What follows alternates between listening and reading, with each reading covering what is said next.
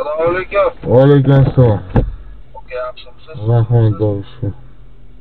Oka, biz taksini o'zimiz ana atmay qilganimiz yo'q, poyezdda ishlaymiz. Oka, ozgina kech qolayotgan uchun atmay qoldik.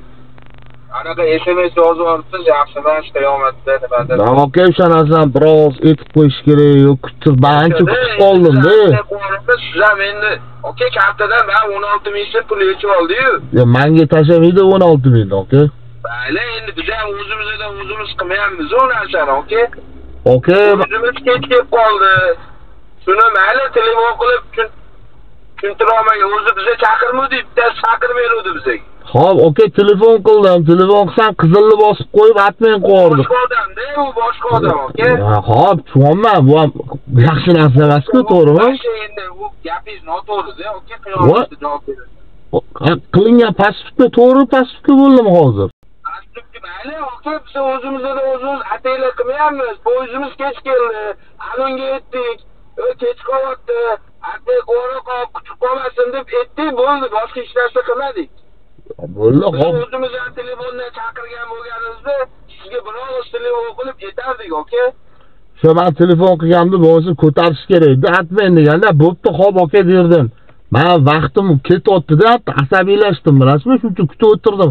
Запрещен знакda остановкada. Ertalabdan kechgacha ishlash qanaqaligini o'zingizdan bilsangiz kerak, odamlar bilan ishlashni. Biz ham oka kuniga 2 ta odam. Hay, yaxshi, har xil xarakter keladi, to'g'rimi? Asabiylashish. Menda bugun 3 marta, 4 marta atmang bo'pti, mana shunaqa holatda. Endi ishda bo'lib turadi, oka. Ya, endi ishda bo'lib turadi, ko'z yumib ketavermaysiz hamma narsaga. Sal odamni tarbiyaga chaqirish kerak-ku, mana bunaqa narsa noto'g'ri narsa deb, to'g'rimi? Endi shuni boshqa gap bilan Ya, oka, ishoning, shu yomon gap bilan bor gapda u yomon gap bo'lsa ham, oka. Qiyomatga qoladi. Sababini bilmayapsiz-ku siz. Yo'q, sabab, oka, razumli odam tushunadi. Sababini bilish uchun telefonni ko'tarib gapirish kerak. Sabab mana bunaqa deb. Meni qizilni shunday bosib qo'yilyapti. Qanaqa chiroyli ish bo'lyaptimi? Ya, endi oka, men ham o'zim uchun pravda. Yo'q, men ham misol uchun o'zim uchun pravda hozir aytishim mumkin. Endi men bilmayman, men bor gapni yozdim. Bo'ldi, tamom, oka. Sen undan rozi emasmiz, 16 ming yechib. Yo'q, oka, u kompaniyaga rozi emasligingiz, kompaniyaga aytaveray. Ha, bo'ldi. Yo'q, men kompaniyada non topmayapman. Men harakatim orqasidan non topmayapman. Harakat, oka, rizq Alloh beryapti. Rizq Alloh beryapti menga. Sababchi ham Alloh. Meni mehnatim sababchi. Siz o'sha kompaniyada ne ishlayapsiz unda?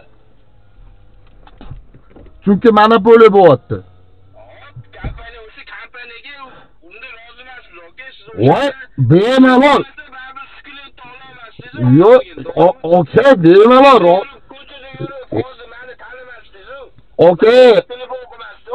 Oka, bemalol noma. Kompaniyadan norozi bo'lsangiz, men vashi u kompaniya bunaqa.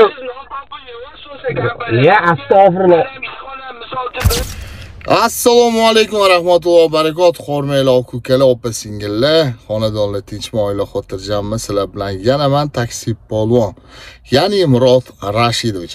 Videoni ko'rganingizda xullas nima bo'ldi? Sizlarga tushuntirib beraman, har xil tushunmovchilik bo'lmasligi uchun. Mijozni oldiga 2 kilometrdan oshiq masofada yurib kelyapman. Prям остановкаga zakaz urilgan, ya'ni остановкani bilasizlar hozirgi paytda, ya'ni bekat. Bekatda запрещенный знак, ya'ni to'xtash mumkin emas degan belgi bor. Yo'l qoidalariga amal qilgan holatda iloji boricha tezroq ketishga harakat qilamiz, biz taksisimiz. Va men kutdim. To'g'risini aytaman, kutdim. Pulli kutish 2 minut bo'lguncha kutdimda oxiri telefon qildim. Telefon qilganimda qizilni shunda bosdi, ya'ni meni telefonimga javob bermadi va zakazni atmay qo'yardi. Endi o'zingizlar bilasizlar, taksistlarga, ya'ni taksistlar bu narsani yaxshi tushunadi. Taksistlarga alam qiladigan og'ir nuqta mana shu bo'ladi. Yurib kelib, yana kutib o'tirganda отказ qilib yuborishsin.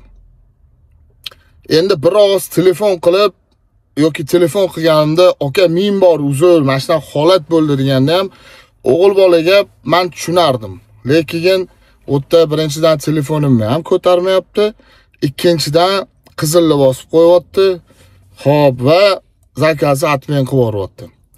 Orqasidan men yozdim, yaxshi emas, qiyomatga qoldi dedim. Bo'l, ortiqcha gap yozmadim.